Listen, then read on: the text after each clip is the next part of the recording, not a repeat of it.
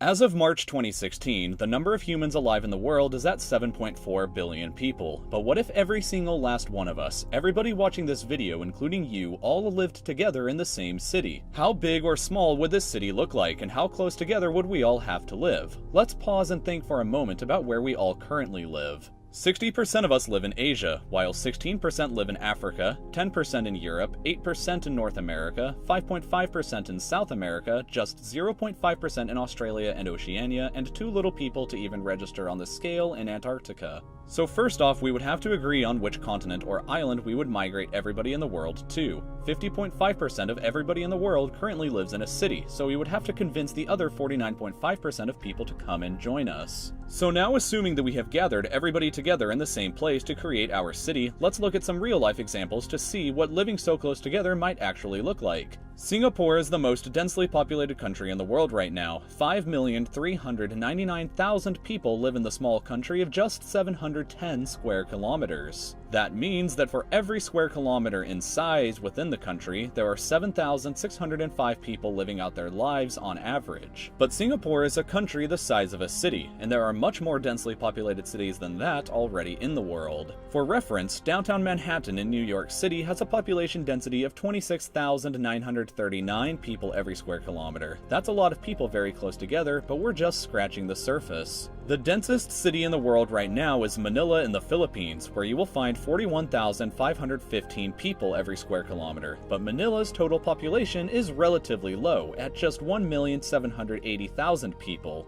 The density of people is just so high because they all live together in such a small space. The biggest concentration of people in one place anywhere in the world can be found here in Japan, the Tokyo metro area, home to 36,923,000 people. To put into perspective just how enormous Tokyo is, I'm going to show you two examples to illustrate the point. First, this is an image of the United Kingdom with the area of the Greater London Metro highlighted in red.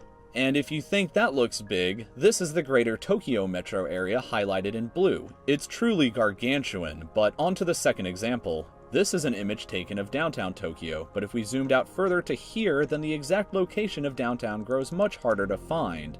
Let's trade out this photo for a new one, which shows the true size of Tokyo as seen from the sky. In this one photo that you're looking at lives nearly the same population as all of Australia, New Zealand, and Oceania combined, or about 0.5% of everybody in the world, all in one city. But we still have the other 95.5% of the human population to think about, and we can still fit people into a much smaller space. Right now in 2016, the highest concentration of people living in a smaller place than a city is probably within the city of Mumbai, India. Located within the city is a slum called Dharavi, which is an area just 2.17 square kilometers in size. If we think about that size and compare it to Central Park in New York City, the Dharavi slum would only take up 64% of the same size, or not even 2/3 of the area. And living in that cramped, tiny space are anywhere between 700,000 to 1 million people. Averaging out those numbers, we get 391,705 people every square kilometer. Now, this number here is the highest number of people in the world today that live in a square kilometer. As recently as the 1980s, however, there was a place that was somehow even more frighteningly claustrophobic. The most densely populated place known in history was the Kowloon Walled City, which was located here in Hong Kong. To get some kind of idea of what we're going to be talking about, this image is an aerial view of the city from 1987.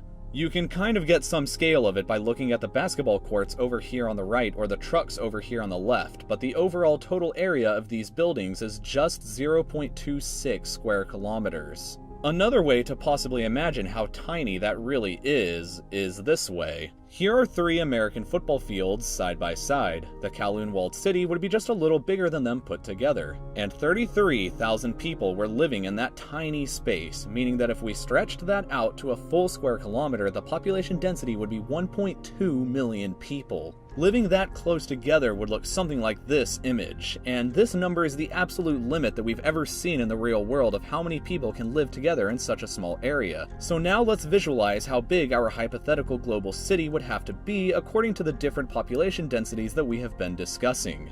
First, let's imagine something a little comfortable. Let's take the city of New Orleans in Louisiana, whose population density is about 784 people per square kilometer. On that scale, our global city would be about the same size as roughly the continental United States. If we moved on to the density of, say, Austin, Texas, we would be looking at a city that is about the size of Australia, with room left to spare. But we want to get even smaller than that, so we're going to try fitting everybody into the same density as Chicago next. On that scale, our city would be about the same size as Iran, but let's get even smaller. At the density of Singapore, we could fit the entire human race into just the states of Texas, Oklahoma, and Louisiana, already considerably smaller than at the New Orleans density. But we're going to keep on getting even smaller. At the density of Manhattan, we would be looking at a city about the size of Ecuador here in South America, and if we had a city with the same density we see in Manila, then everybody in the world would fit inside the US state of Missouri. But to get even more frightening and claustrophobic, our global city with the same density seen within the Dharavi slum in Mumbai would be about the same size of New Jersey. And finally, at about the absolute real-world limit, if we built our global city with the same population density as Kowloon Walled City, we would fit every single person in the world into an area about the same size as Palestine, which itself is only about half the size of the Tokyo metro area. Let's put all of these different sizes in a row to get possibly the best visualization. First, we have a city with the same density of New Orleans, followed by Austin, Chicago, Singapore, Manhattan, Manila, the Dharavi slum, and finally the Kowloon Walled City.